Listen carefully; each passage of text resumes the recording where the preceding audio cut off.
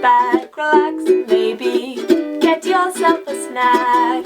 Me and you gonna have a little chat about books. Hi guys! So I'm here to do a video that quite a few of you guys recommended I do or wanted to see, and that is my 2016 stats, my reading stats. I use Brock's spreadsheet. Brock is a fellow booktuber and a good friend.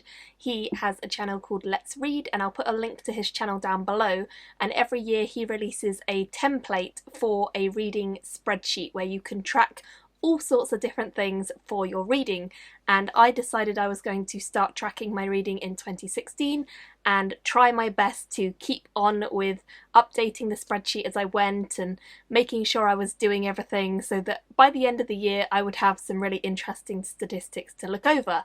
And I managed it! Yay! So I'm really happy I managed it because I read a lot, so it was quite an undertaking to then transfer all that data into the spreadsheet as well, but I just kept updating it as I went. As I say, he does it every year, and this year's spreadsheet, the 2017 one, is really in-depth. There's a whole load more that you can track on it. It's crazy, but really exciting because there'll be so much more data next year. And there's already loads because I've already started tracking it. So I'll put a link to that below. He does a live show talking about how you use it. So all the credit goes to him. I did not make any of this. I just entered my data into it, and then the pretty graphs and stuff, that was all him with like whiz magic. I don't even know. I'm gonna move over here so that I can put graphs and things on the screen for you. So first thing, in 2016 I managed to read 308 books or bookish things. Some of these were shorter, some were longer, but overall 308, I was really happy with that. I did not anticipate getting to 300. I think I set my goal for the year at about 150, 200. I think I did about 200 in 2015, so I wanted to up it a little bit, but I had no idea that I would up it quite this much. In 2015 I managed to read 79,976 pages, which is kind of crazy, and in 2016 I managed to read 86,499 pages, which I'm really happy with. I think 86,000 is pretty impressive, if I do say so myself. Very happy with that. 1,400 of that was DNF, so it was books that I started and just didn't finish, but the rest of it was all books that I finished, which I'm happy with, definitely happy with. Of course, because I read so many things, my average pace for finishing books is 1 book a day. Obviously, I don't read a book a day, but what I do is I read multiple books alongside each other, so I do finish books every few days, and there might be a day where I finish 4 books at once because I've been reading them simultaneously, or there might be a day where I don't finish any and I start loads. It kind of totally depends on my mood, to be honest. I'm very much a mood reader. I read what I like. I do like to have a TBR that I can stick to a bit, but I also like a bit of freedom to just read what I feel like, and I don't really let TBRs constrain me too much. I do what I like and that seems to work for me. My average star rating was actually 3.64, which I'm pretty fine with. I know a lot of people kind of try not to give out too high ratings. I actually give out a whole host of 4-star ratings because I do kind of research a lot of the books that I read. I also continue a lot of series, so I know that I like those authors. I know I'm probably going to like those books if they're recommended to me by people that I trust, or if they're books that are continuing series I already know I like, or if they're authors that I've already read before. I have a fairly good idea that I am going to like them.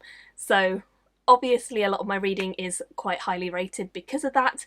However, I do have some that I don't like. As you can see, I gave out a fair amount of 2 stars and 3 stars, and a few 1 stars I think, and then I DNF'd 10 books, which is pretty good considering I read 300 or so. So I was pretty happy with that overall. Moving on to pages and books per month, I quite like seeing the breakdown of how my reading goes month by month, because sometimes I think I'm having a great month and then I realise actually I haven't read as many pages, but what I've been reading is really interesting and it's taken me a bit longer and it's a bit more thought-provoking, And then other months I think, oh, I've done terribly, and I look at my stats and I'm thinking, actually, I've read loads of pages, it's just been books I haven't enjoyed, which is why I'm feeling like I haven't done as well.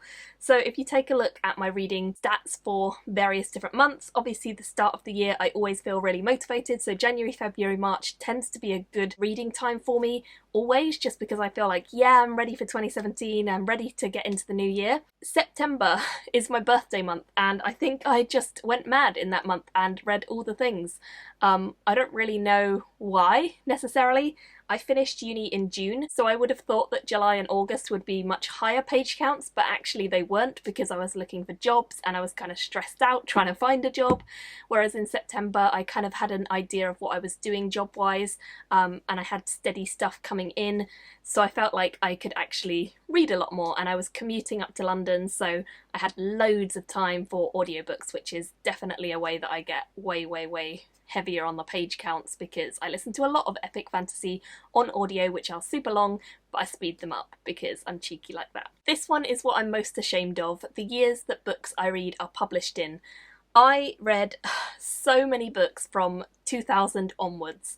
That's just because of the nature of what I do. Being a reviewer, you get sent lots of new books which are coming out in the year that you're reading them, so obviously I'm going to be reading loads of ARCs. I love reading ARCs, I love reading sort of newer releases and being on topic with authors who are out there right now writing stuff and getting excited about their books that are coming out. I love that. However, I do want to read more by older SFF writers, particularly SFF, because I want to explore those two genres more generally, and they're my favourites, and so I want to read older science fiction and fantasy, and I've been doing really well at this so far in 2017. If you haven't seen my video where I announced my new project, then go and check it out, I'll put a link to it. And I'm basically doing a project which I have kind of stolen the name for. It's called #SFF Mistress Works, and it's basically trying to read all of the books I was very kindly sent by Gollancz, who are a fantastic publisher, and it's reading all of the science fiction and fantasy masterworks which are written by women. So most of these I think are pre-2000, in fact they might all be, and I'm super excited to do it. I've already read one of them, so a review will be coming soon, but basically I have a Goodreads group and I'm going to be tweeting about this a lot over the year. I'm feeling really motivated. What I've read so far I've loved, so I'm feeling good, and I'm excited to do this project so that I can try next year to have a much better graph, because yeah, it doesn't look great, does it? Really, it doesn't look great at all. So I'm going to try and be better in 2017 with reading older releases alongside the newer. The newer will not suffer, I'll still be reading loads of new stuff as well. Okay, moving on to the length of the books that I read. If you had asked me to do a table of this in 2015, I think I would have had a lot longer on the books, because in 2015 I didn't really read too many graphic novels. It was the year I started discovering them, but I didn't discover them until a bit late in that year. 2016 I read a whole bunch of them in the beginning of the year, and then I slowed it down a lot in the second half of the year. So I have a lot of books that are counted as under 100 pages or around 100 to 200. Those are mostly single issues and graphic novels. I don't read very many novels or novelettes or novellas that are under that page count. So I'm going to say that a lot of them are graphic things. Count that as you will. I completely think it counts towards reading, because you're still reading, it's still taking in artwork, you still appreciate it, it's still exactly the same in my mind. I don't see that there's a difference. I know some people don't count it towards their goals, but I do, so whatevs. If we take a look at the other books, I have read quite a few that were over 1,000 pages, a few that were about 900 pages, and then quite a lot in the 600 to 700 range, which I'm fairly happy with. I think a lot of fantasy books are that range, 500 upwards, and then I read fair amounts of YA last year as well, which was something I didn't really do as much in 2015, but I did in 2016, and I was really happy with a lot of the YA I read. Some of it I didn't like, but a lot of it I kind of tried to really research and figure out what I would like, because I'm quite picky when it comes to YA, and a lot of what I read I actually did really enjoy, so I'm very happy that I've got some sort of mid-range length books, and I'm pretty certain a lot of them are YA. As I said before, I tend to read a lot of series, but I found myself reading a lot more standalones in 2016 as well, because I started reading short story collections, I started reading some standalone books that were literary fiction, or general fiction, or non-fiction, so I really got into those genres way more than I have in previous years, and that meant I actually had a fairly decent standalone statistic. However, you can see that series kind of dominate my reading. I do read a whole load of series, I'm constantly ongoing with them, and yeah, starting them is more my problem. I start lots of series all the time, so I need to finish some of them. 39% of what I read is me starting series, so that's probably quite a high amount out of 300. I'm not going to be able to work that out in my head because maths is not my forte. 50% of what I was reading was me continuing on with series, so I'm really happy with that because that means I'm making progress. I did complete quite a few, so I had 7% of what I read was me completing series, which I think works out about 15 or so, probably. I think it's a good amount of series, I'm quite happy with that.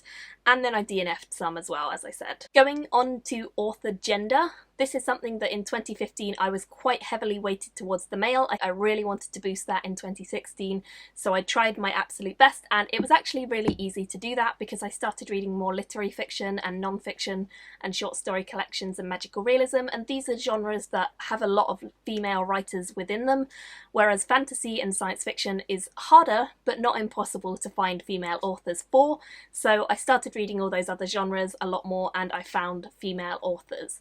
This year, as I say, I am trying to find them within the genres I love as well, science fiction and fantasy, but I fully intend to try and keep an even ratio between men and women, and I'm really enjoying that because I think that just enhances my reading. I don't see why one should dominate over the other. I want a fairly even split, and right now I know it's slightly more on the male side just because of a lot of epic fantasy is dominated by males, but I'm pretty happy with how I kind of turned it around from what it was in previous years. Moving on to the genres that I read.